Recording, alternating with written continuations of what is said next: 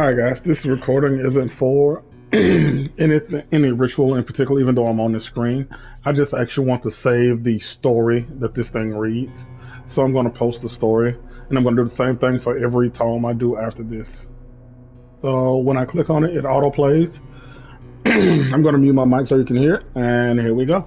Tiny Awful Things. Stories from the Witch Cafe, the Forever Horror. Welcome one, welcome all to the Moonstone. Please enjoy today's special pumpkin ghoul pie with, may I suggest, a cup of Frankenspice coffee, while I do my best to entertain you with tonight's story.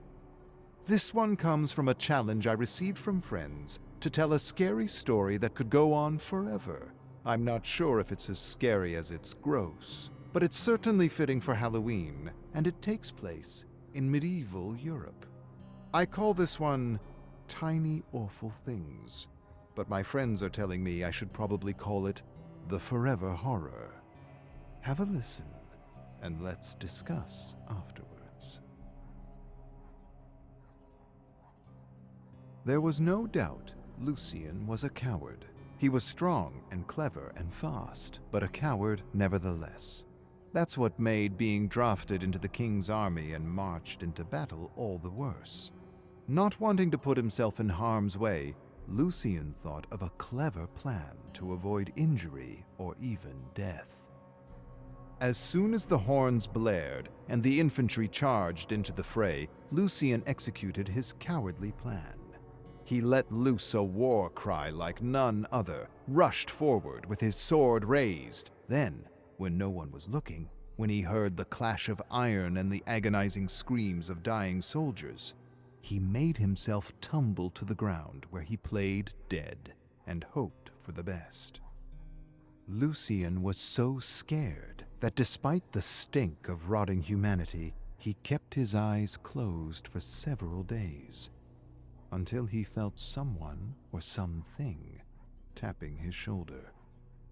When he opened his eyes, he found himself staring up at a man in dark robes, holding a bloody scythe. Lucian was staring at death. Or at least, that's what he thought. Actually, it wasn't death at all, but a lower dimensional demon making the rounds, making mischief, pretending to be death, looking for someone, anyone, to torment. And if you know anything about lower dimensional demons, you know that they absolutely delight in tormenting cowards. Cowards and narcissists. And so this lower dimensional demon stared at Lucian with glowing red eyes and told him his time had come and asked if he had any last requests. Lucian, of course, extended a trembling hand and begged for his life. As the demon laughed and shook its ugly head, a thought came to Lucian, and he quickly begged for one last meal. The demon stepped back, smiled, and said he would entertain his last request. He told him he would allow him to live for as much time it would take for him to fill his belly with whatever he could find on this battlefield. No, not battlefield, buffet. This buffet of death. Lucian didn't know what to do. He didn't know what to eat. He wasn't a cannibal, and he certainly didn't want to commit any kind of sin before dying. He was about to surrender to his fate when he felt something squirm by his hand. He looked down, and that's when he saw the tiny, awful things squirming out of the bloated belly of a corpse, falling on his hand. Desperate, Lucian did the unthinkable. With a miserable sigh, he plunged his hand into the rotting belly, felt around the stinking, oozing innards, and soon pulled out a dangling white maggot. Swallowing a thickness in his throat, he held the tiny, awful thing up in the moonlight, then opened his mouth and let the maggot plop onto his tongue. The demon winced in disgust, laughed in disbelief, then said some words in a strange, unknown language. Lucian didn't understand any of it, but he thought he might have been cursed, as he strangely began to feel a great, insatiable hunger for maggots.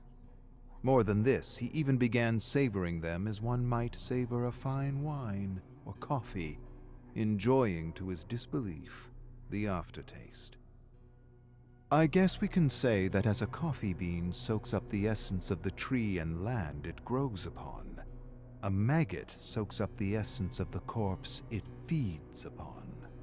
The demon smiled at Lucian as he desperately tried to delay the inevitable. When Lucian finally finished savoring the maggot, the demon told him his time was up. But Lucian shook his head and said his belly wasn't full yet. Then he approached a corpse that had been crushed by a club. Blood and gore spilled out of the eye sockets like spaghetti and meatballs. And there, in the spaghetti and meatballs, tiny awful things squirmed. Lucian plucked another maggot and plopped it onto his greedy, salivating tongue. Robust, earthy, slimy, a velvety maggot that bursts with herbal notes and soothes with its fresh and bold character. The demon smiled at the coward and said his time was up. But Lucian shook his head and said his belly wasn't full yet. Then he approached a corpse that had been diced into small pieces by an axe. Chunks of bone and intestine festered in pools of blood like stew. And there in the stew, tiny awful things squirmed. Lucian plucked another maggot and plopped it onto his tongue. Bold, yet fruity, chewy, a sweet maggot with delicate hints of citrus.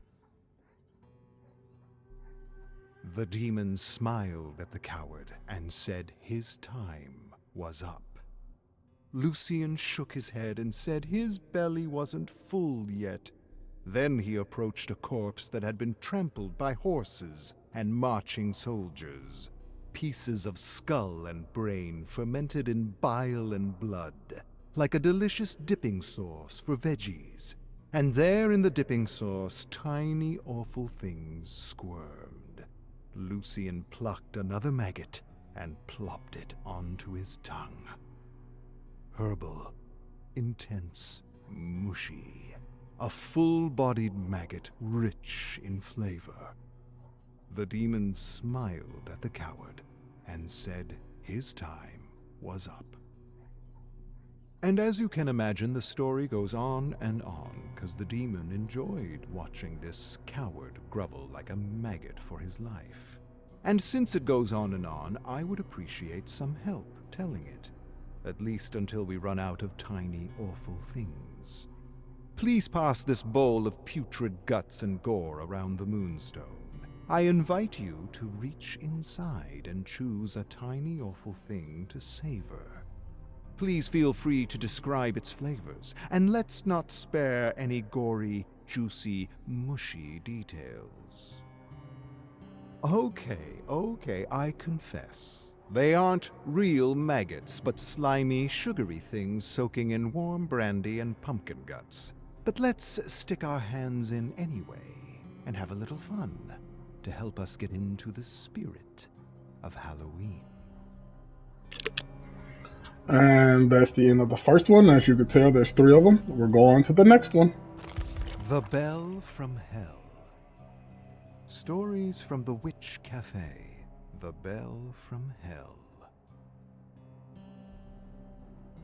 Welcome one, welcome all, to the only place in town to get a story and a coffee. I can tell you where the coffee comes from, but please don't ask me where the stories and characters come from, because I basically have no clue. Some say it's the aroma of freshly brewed coffee that inspires me. Others say I'm able to tap into the endless memory streams pouring out of the infinite kettle that is the multiverse. I think it's a little bit of both. This one comes from the grains I observed at the bottom of my espresso cup a few days ago. It kind of resembled a bell, and so I'm calling this one the Bell from Hell. Toby and his sister Tina were always up to no good, and this time they snuck into the old overgrown junkyard that many claimed was haunted. Despite the rumors, the teens played in the rusty wrecks, honking horns, kicking windshields, and of course, scaring each other to hell.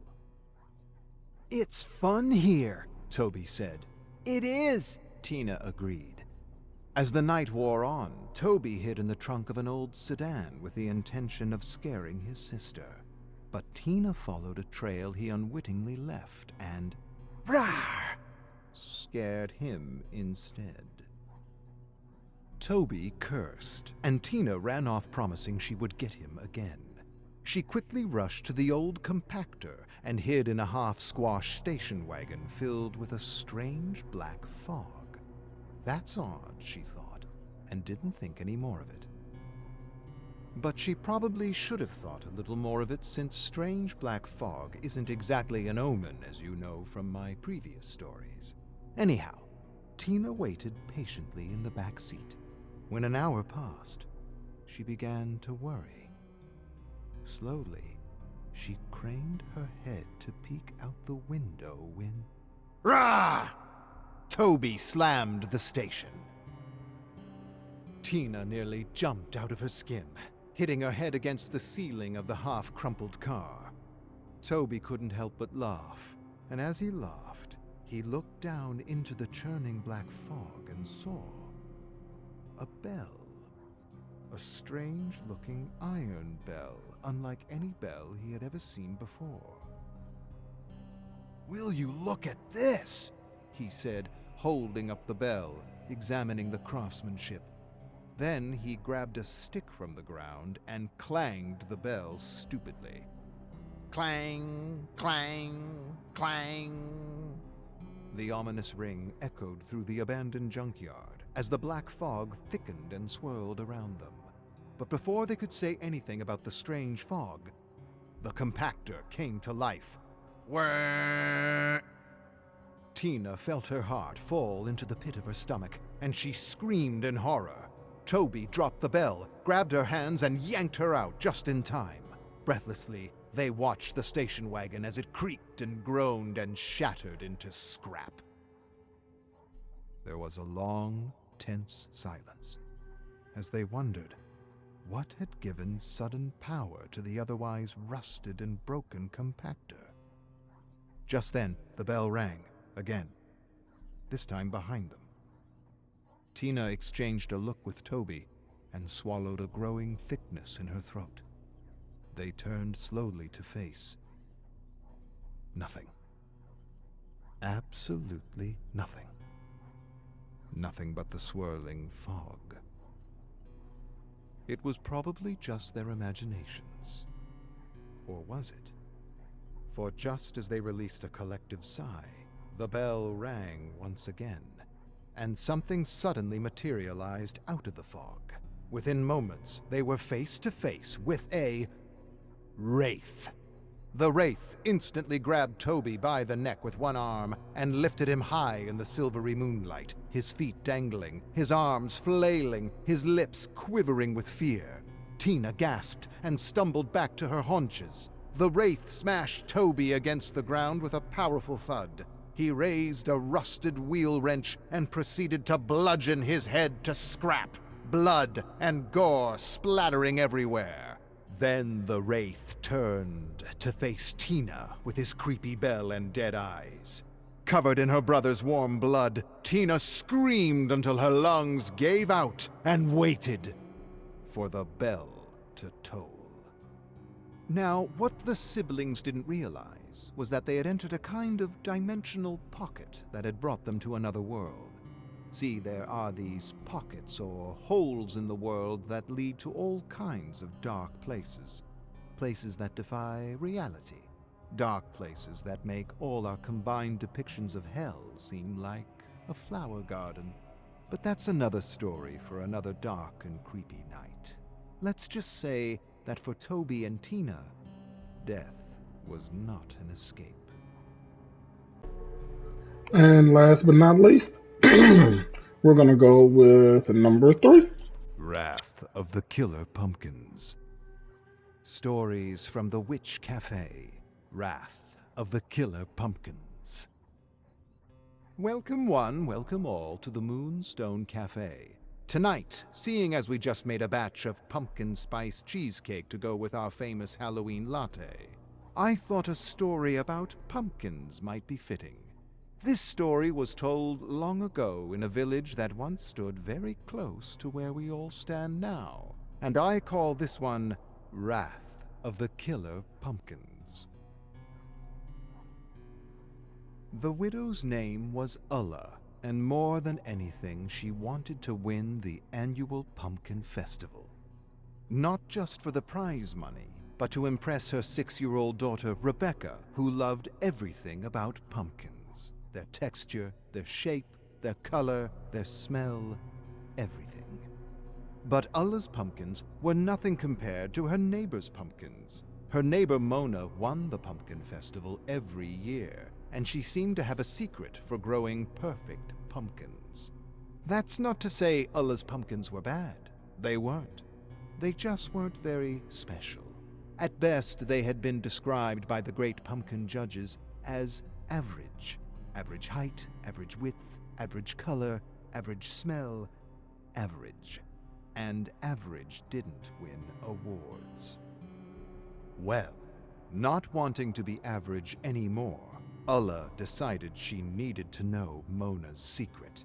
So one morning, she waited until Mona left for the market, and when she knew the coast was clear, she did the unthinkable. She snuck into her house. To Ulla's amazement, the kitchen was filled with glass jars containing pumpkin seeds of every variety. Each jar had a label that included a name, instructions, and some very peculiar symbols. Reading the labels, Ulla felt a cold shiver run through her body. She couldn't make sense of the names or symbols, and for a moment, just a moment, she suspected witchcraft. Part of her wanted to run, but the other part, the part that hated to lose, wanted a little help, a little boost. A fighting chance to win the festival and make her daughter proud. Ignoring her better instinct to run, Ulla found a jar labeled Mortificus Cucurbus. She scrutinized the label and read that these seeds would produce the biggest and brightest pumpkins, but that they were still quite unstable. The seeds were unstable. Ulla winced, and she had no idea what that meant or how pumpkin seeds could be unstable. She continued to read a warning: no blood, especially at night. She laughed out loud. Who in their right mind would feed a plant blood? Who would heed such a warning? And for a moment she really thought that maybe, just maybe, Mona was a witch. A powerful witch who could defy nature and modify and mutate seeds. Despite the creepy warnings, Ulla borrowed one seed, just one, from the Mortificus Cucurbus jar, convincing herself that she would give Mona back a seed from her winning pumpkin. With that promise, she convinced herself she wasn't stealing, and she quickly returned to her small, humble farm. No sooner did Ulla return home than she planted the seed in her garden. To her amazement, there was a visible pumpkin growing the very next day, and every day after that, more pumpkins appeared, linked to a thorny green vine, unlike anything she had ever seen before. Well, to be sure, Rebecca jumped up and down with joy at the sight of the massive pumpkins. She couldn't stop hugging and measuring and sniffing the pumpkins. When the time came, Ulla told Rebecca to choose a pumpkin for the festival. And as she selected the choicest pumpkin from the patch, she got so excited that she tumbled into the thick green vines and cut herself against the thorns. The vines and pumpkins trembled momentarily with sudden life. Ulla dismissed the sudden movement as the wind and proceeded to dress her daughter's wounds.